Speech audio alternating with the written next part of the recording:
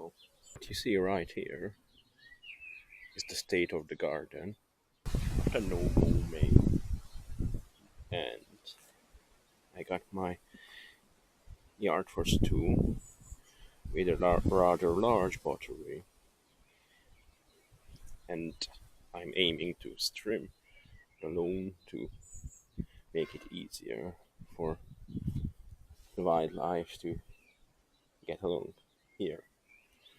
So let's see what this machine can do.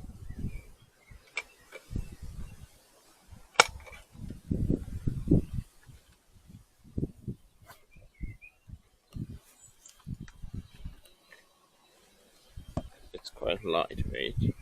I can hold it up with one hand. This needs to forward. Let's see.